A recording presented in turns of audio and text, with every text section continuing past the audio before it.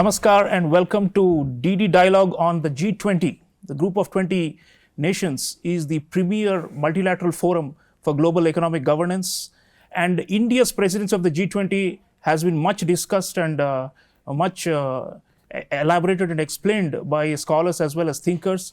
On Doordarshan, India's national broadcaster, we are very privileged to have none other than India's External Affairs Minister, Dr. Subrahmanyam Jaishankar, joining us to throw light on India's presidency of the G20, what's happening to the G20 as an institution, global governance, multilateralism. We're going to be talking about all these aspects, viewers. It's a real treat for us. I want to welcome Dr. Jaishankar for being with us today. Well, thank you very much, Sreeram ji. Always good to be on Doordarshan. Always good to be with you. Thank you, sir. So the G20 India Way, when we say it is playing upon the title of your own book, The India Way, which is an international bestseller, has been read widely and translated into so many languages. It's in many ways become the introduction to Indian foreign policy for most people around the world. And a sizable portion of the book you have devoted to our commitment to multilateralism and to our ethos of Vasudhaiva Kutumbakam and all these things. So we'd like you to start, Dr. Jaishankar, by talking about what is it about the India way and the Indian ethos, and how does it, what is the congruence with the G20? Because this is the 18th summit that we are hosting in 2023. Many countries have done prior to us and will continue and take over the baton from us. But this moment, 2023, is so special. And how does it tie to the India ethos and the India way, sir? Well, it's interesting that you made that connection because, you know, to me, India Way had three concepts. One was, it was very important to understand the larger environment, the global environment. The second was that, in a way, within that environment, how do you focus on priorities? How do you select priorities? How do you define priorities? And the third is, how do you actually get it done, which is the Indian way, you may say. So look at the three of them. Why is our presidency of the G20 important? The first reason is the environment. That the world environment today is very difficult. You have a very sharp east-west polarization. You have very big north-south divides, gaps. Which have grown during this COVID period due to and aggravated by conflicts. The second is, within this larger universe of problems, what are the priorities? And we have focused on the priorities using the concept of Global South. That the key priorities today in the world are sustainable development growth. How do you maintain it? How do you ensure it doesn't regress? How do you today ensure the resources for green development? How do you ensure that there is the digital opportunities are not missed by many countries? So you make, in a sense, a key set of issues. And finally, what is been different the way we have done it? And I think a lot of it derives from Prime Minister Modi's belief in Jan Bhagidari, that typically conferences in this country, even big conferences, and I have seen quite a few in my own times, big conferences frankly used to take place in Vigyan Bhavan, and its impact zone was about a kilometer in either direction of Vigyan Bhavan. The idea that you can actually take opportunity for leadership and for bringing, your summoning powers, your influence, and have this become a participative exercise, that to do it in 60 cities, to do it in every state and union territory, to involve people. I mean, if you look at it today, the youth of the country is involved, scientists of the country are involved, academicians are involved, cultural figures are involved. So there is actually a sense today of popular involvement, which to me is a very new experience. I've never seen, in 45 years, I've never seen something like this. The world has never seen this kind of G20, says Dr. Jaishankar. And so the question of people's participation, I want to just stretch it a little further and ask you about what is it you've been observing, India and writing about India for so long, and now you are a major policymaker, Indians as a people have really taken the ownership and the stakeholdership of this G20. And we have seen, at least 15 million people formally associated with the events, and several, times more people taking an active interest in it. Absolutely. And everyone knows the G20 is about global governance, global leadership, taking responsibilities. So we'd like you to reflect on why you think this juncture in history, why we seem to be ready for global leadership as a people and as a society. Well, I would say, especially in the last decade, there have been multiple realizations in the country, in our society. One, for a variety of reasons, people believe today that the world matters much more to their daily lives, to their challenges, to their opportunities. They're both, I would say, good and not so good reasons for it. They see, for example, today the opportunities of the world, travel, tourism, workplace, technology, all of that is there. At the same time, they've also seen during COVID that something that started in another city, to our north, far away, came back and completely took over our lives. So I would say the average person intuitively today is far more globalized. It's also because we today, the screen time we all spend is so much more. We get up in the morning and our first reaction is really, what is it that I have missed when I was sleeping?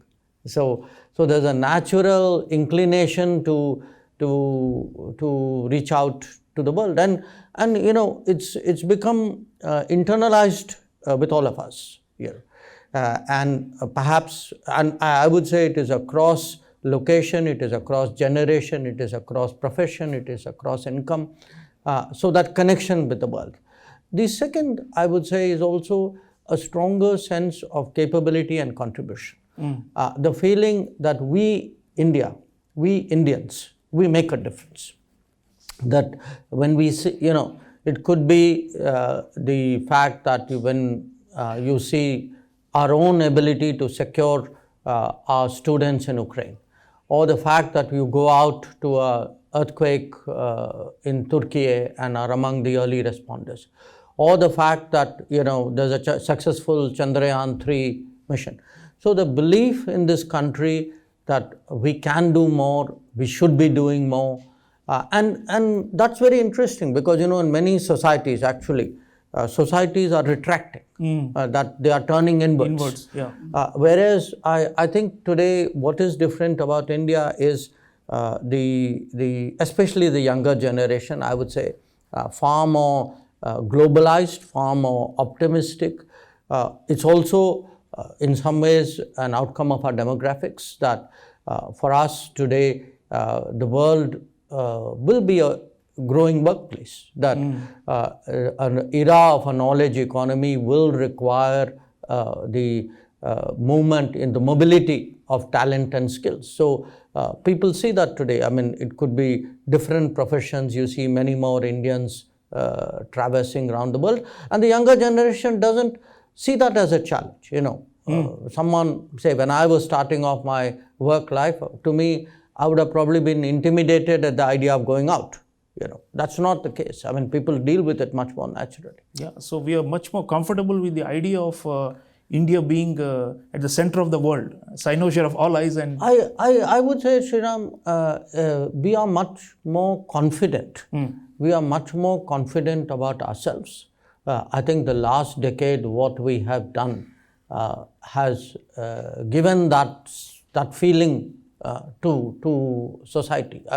See, even in adversity, there are societies which have been really shattered by COVID. They're still picking up the pieces, they're still feeling the pain. Whereas you look at the resilience in India, that sense, yes, it was traumatic, but we set up the systems, we could respond to it, we created our vaccine, we were able to get, the biggest vaccination program in the world done. And so the credibility on the world stage, and especially at the G20 in the multilateral fora, also derive from the domestic strengths, isn't it? I mean, these are not really, you can't compartmentalize them. And so what you're saying is that we are also being taken much more seriously because of this, the accumulation of achievements in governance. And you've also often spoken about how our domestic attributes are now, becoming international preferences. That is the sign of a rising power, especially at G20s. You are absolutely right. Today, as I said at the start, we have these two big contradictions, if you would, the East-West polarization, the North-South divide. And we have that ability today to bridge this. But even if you look at a bridge, sometimes the credibility of the bridge is also an issue. A country which has delivered today so strongly, when I go out in the world and it may interest your viewers to know, a lot of the conversations I have, they're not about Indian foreign policy. They're actually about Indian domestic happenings. People want to know, for example, how did you get a CoWIN platform done? How are you doing your own 5G stack? Who are these people who managed a Chandrayaan landing close to the South Pole? So there's an enormous curiosity in the world today, and I would say a growing respect in the world today about what it is that India has managed to do in the last decade. So when we tell people, and our numbers by any standards are mind-boggling. When you tell people, look, we don't worry, during that period, we actually, despite all those apocalyptic predictions about us, we actually kept up, food support for such a large number, 800 million people, that through financial support to the most vulnerable, even something like Mudra loans. When you throw numbers like, this scheme is 400 million, that scheme is 500 million, food support is 800 million, houses are the beneficiaries, the family members put together is 150 million. I think the world is waking up to the fact, and they probably, if I were to single out one particular aspect of what we are doing, it is the digital. That our digital delivery, I think, is evoking a lot of respect.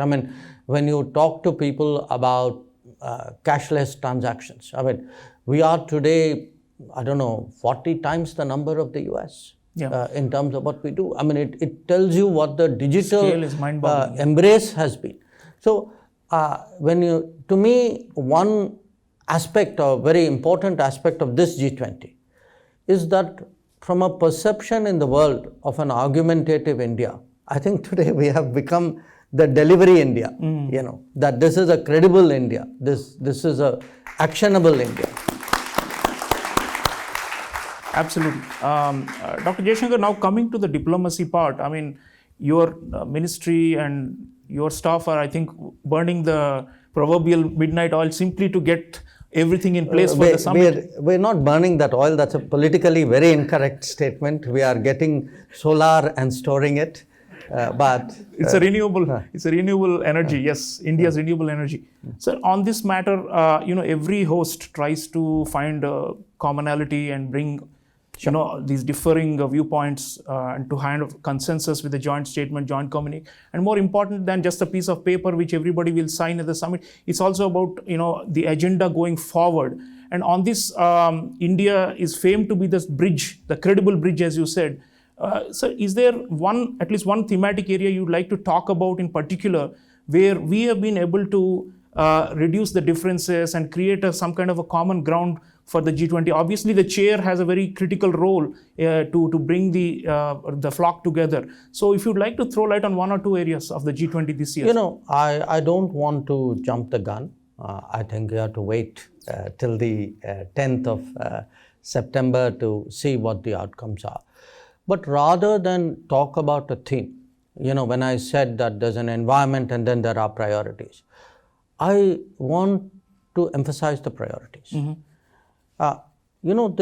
These words, Global South, we have definitely managed to get it on the lexicon of global diplomacy today. When we first started using it and pressing that word at the beginning of this year, there are a lot of raised eyebrows across the world. Today I see more and more countries using it. But I think more than the lexicon or the dictionary of diplomacy, we have managed to get it on the conscience of the world. That we have managed to take, when you say global south, what are we talking about? We are talking today of debt, of food prices, of energy prices, of the ability to provide resources for education and nutrition and health, of affordable, accessible health, of not just setting ambitious targets, which are very much easier to do, but of providing resources, assured resources to reach that. So there are a whole set of issues today. When the moment you say the focus is on global south, from that directly there are a set of focus issues that come. The focus issues are exactly what I lay out to you. So this, to my mind, will be really what the G20 will be looking at. I mean, the G20 will be looking at, how do you today deal with the debt predicament of so many countries? How do you deal with the fact that sustainable development goals have actually regressed in the last few years because of the pandemic and the war, because of the pandemic and the conflict. They will be dealing with issues like food and fertilizer and and sometimes you're right. Often people think these are words, but many words have very practical consequences. If you look at this initiative of the Prime Minister of propagating millets, do just reflect for a moment. I'm only giving you India's case. Now, this can have global consequences. In a country like India, we produce roughly 17% millets to the wheat production. So roughly, if wheat production is 100, millet production is 16, 17, something like that. Now, millets are produced in smaller land holdings, drier land holdings, use less water, typically produced by the small farmer. The problem is a lot of them are consumed on site. They are not marketed because there's no awareness, there's no demand.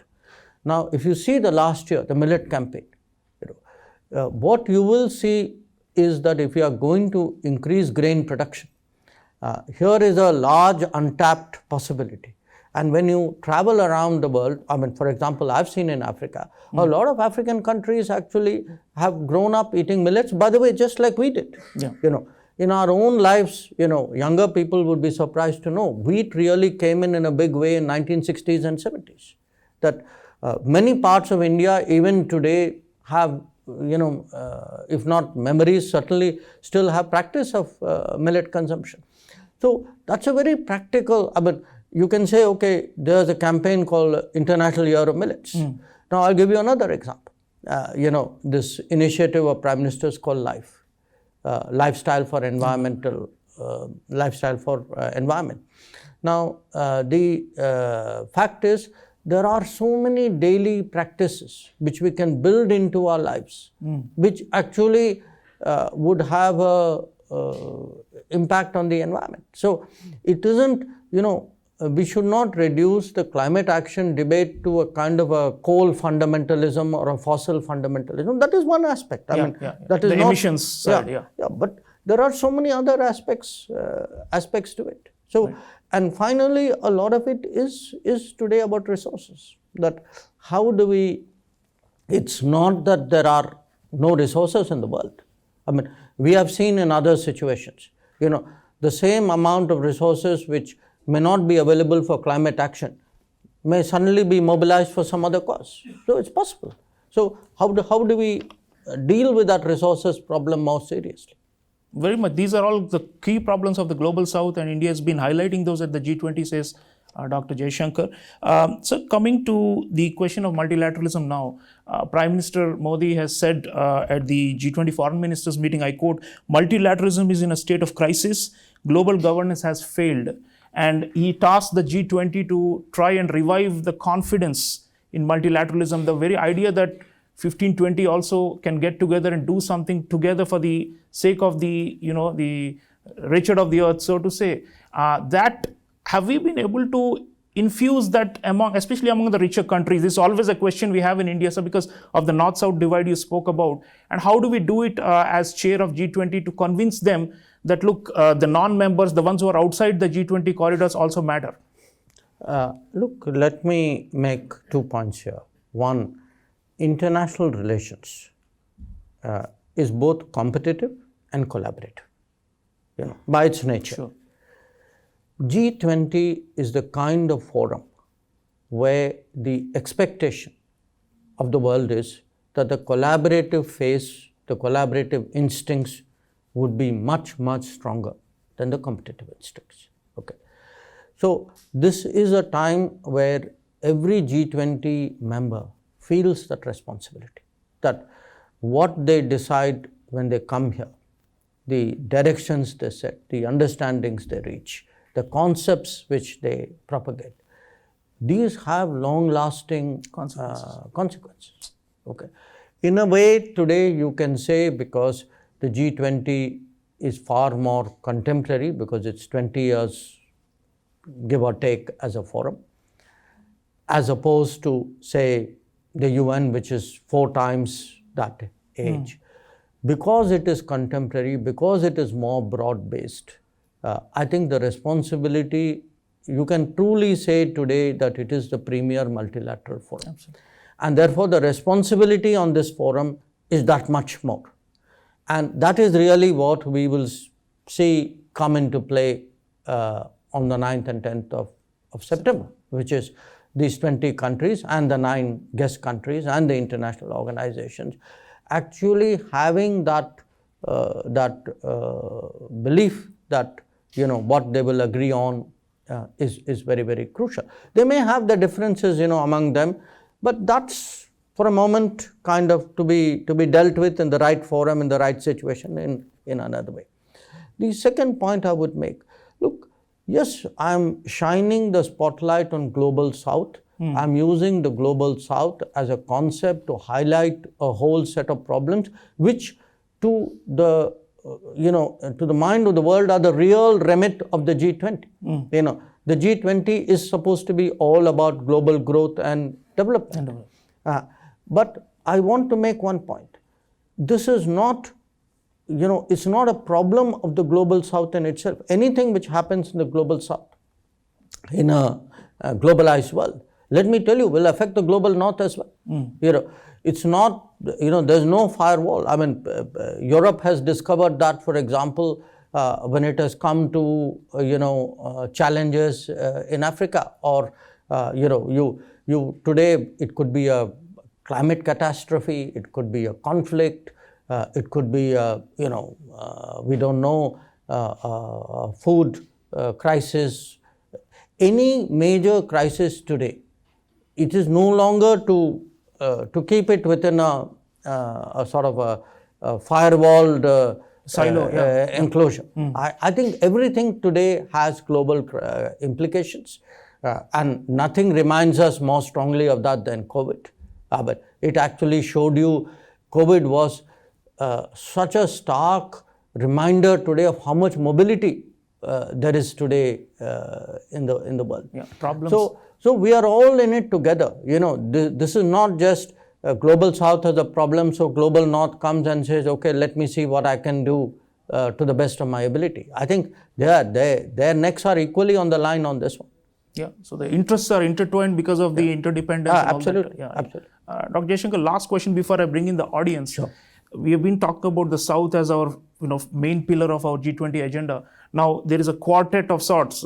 We took over from Indonesia, then India 23, then Brazil 24, and then South Africa 2025. 4 years, this extended spell of G20 leadership under developing countries. Do you think that will help in a way to steer the institution and even broader the world order and multilateralism in a more desirable and more ethical and more just direction? Because ultimately that is our objective, isn't it, as chair, to steer the entire international discourse and deliberation and decision making in a fairer and more equitable manner? Yes, I think that's a valid point. This, of course, was a complete coincidence that the flow happened this particular way.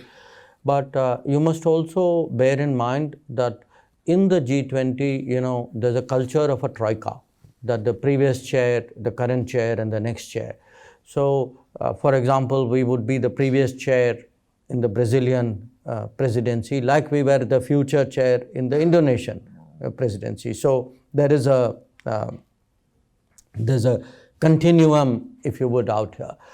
It also, I think, is helpful that India, Brazil, and South Africa, we have our own grouping, IPSA, as countries who want to see a more democratized, fairer, a more equitable, more inclusive world.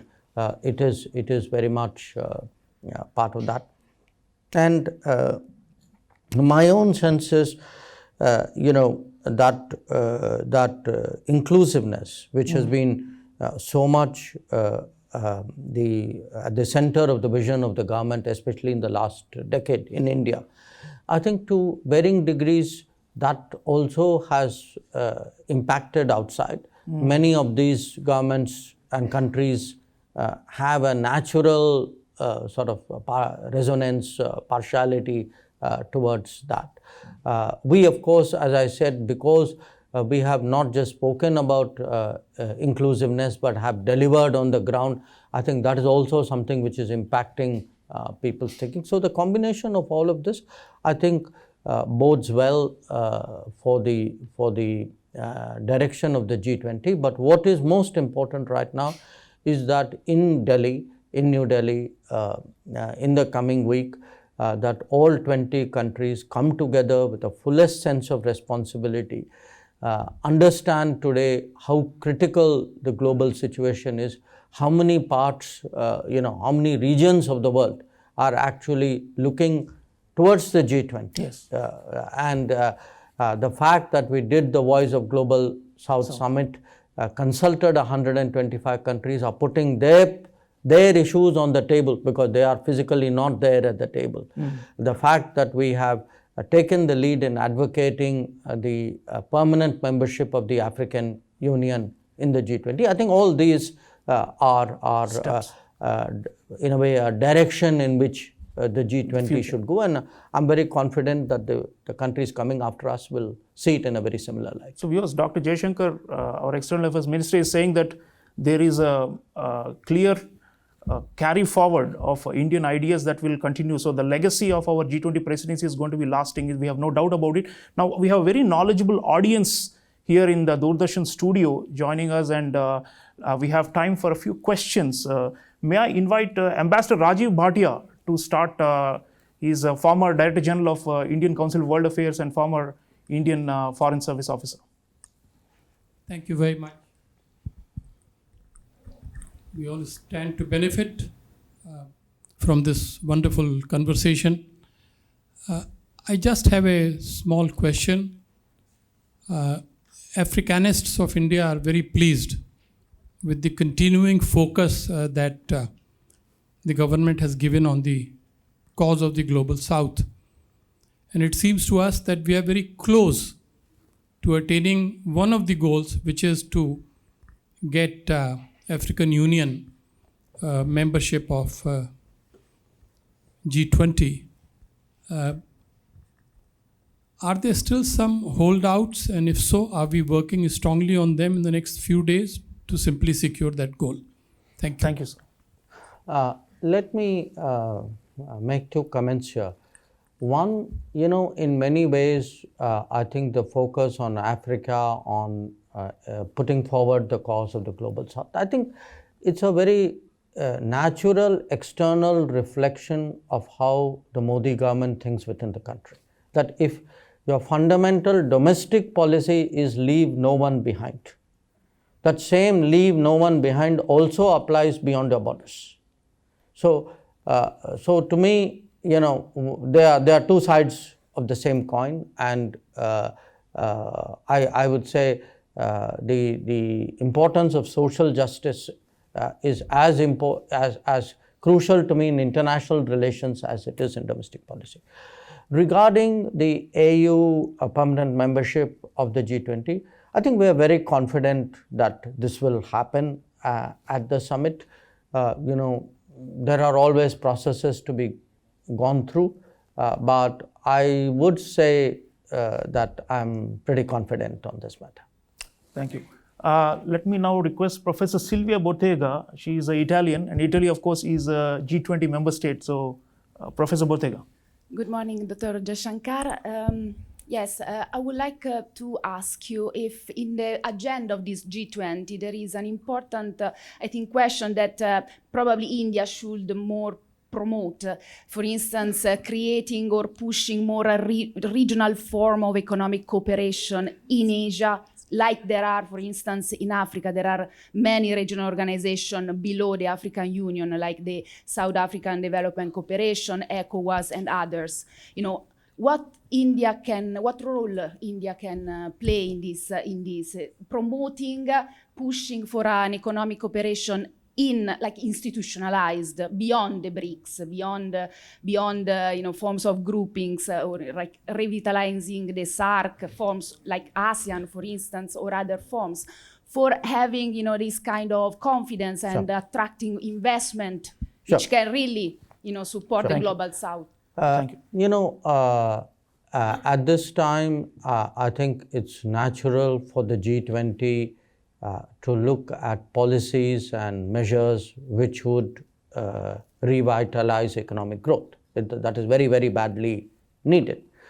Now, how to revitalize that has many aspects of it. As I said, one very important part of it is to address, for example, the debt situations of many countries. Another aspect of it is to give them the resources so that they're not resource starved as they're coming out of a COVID situation, which is the case with many of them. Your particular observation that, can the G20 get involved in creating regional architectures? That's not really the remit of G20, because that's for the regions or the nations of a particular region to do. I mean, for example, we've just come out of a BRICS summit, and the BRICS countries decided that we will do a few more things, and we will also consider expanding the membership. But it's not an issue which we would really bring into the G20, because the composition of the G20 is very, very different. But I do understand the underlying message in your question, which is, are there ways by which, say, for example, can connectivity be promoted? I think there would be a lot of interest in looking at that. So there would be a whole set of issues which may not, which directly or indirectly may feed into growth and development. And I think that family of issues would really be the core agenda of what we are looking at. Right. We have time for just one last question. May I request Professor Swaran Singh, noted scholar, please? Thank you. First of all, of course, compliments and congratulations for making 18th G20 unprecedented. Several firsts, dozens of firsts in 2023. My question flows from your initial remarks, which continued also in other rest of the conversation, of the growing polarization in East and West, and of course the divide of North and South that you mentioned. We understand now that for understandable reasons, President Putin and President Xi Jinping are perhaps not joining the summit meeting. How does that impact the role of playing the bridge in this growing polarization and divide, especially when we have still 81 days? India's presidency continues for 81 days beyond the summit meeting. Is that space something that you have in mind where that reinforcement could happen? Thank you. Professor, at the end of the day, countries are represented by whoever they have chosen to represent them. So the levels of representations, do not become the final determinant of the position of a country. So, even we, there are occasions where sometimes, let us say, Prime Minister may go. There are occasions he may not go for whatever reason. So I would say rather than focus necessarily on who, which country chose to come at what level, the real issue is what position do they take when they come. That's really, finally, what is it we will remember this G20 for? We will remember this G20 for the outcomes it produced, for the fact that it suggested solutions or concepts or action avenues that were relevant to the key burning issues of the day. So for me, what is really important is more the willingness and the I would say the enthusiasm of countries, the focus of countries to actually address these key issues. And as I said, I have every expectation that they would do that in a very responsible manner, understanding today the gravity of the international situation. And the other part of it, of course, is within our own country, because what it has done. I mean, the G20 actually has given me also an opportunity to travel around, see other G20 events, assess how people have responded to it. I actually have seen a huge spike and this, Professor, should be good for you, huge spike in the interest in international affairs. That, young people today have become so much more involved with what is happening in the world. They knew it intuitively, but it was one thing to see that, it's another thing to have a connect, to have a sense of ownership, to feel a sense of pride, and I must also say, it'll be very interesting to see what are even the short-term and medium-term consequences of the G20. That, will we see, for example, there are many more places in India which have shown up in the radar of global tourism. So will we see more tourists there? Will there be in different domains? Will scientists of other G20 countries know more of their Indian counterparts and therefore take forward more projects with them? Quite possible.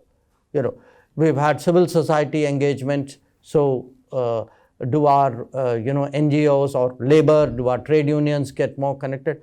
So I think because we have taken such a sort of broad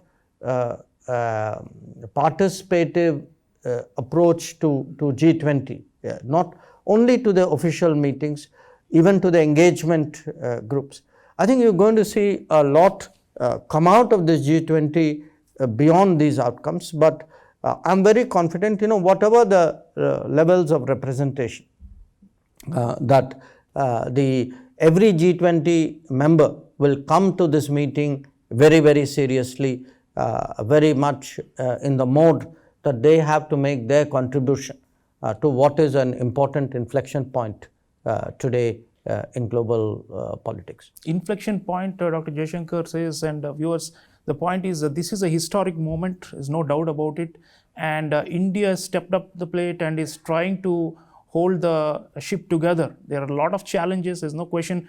Dr. Jaishankar is dealing with a lot of them, but he's still, bravely plowing ahead, because that's the nature of the world and of leadership. Leadership is always about facing big challenges, and India is trying to show. I have the goodwill of 1.4 billion Indians, so it's easy to plow ahead with all of that.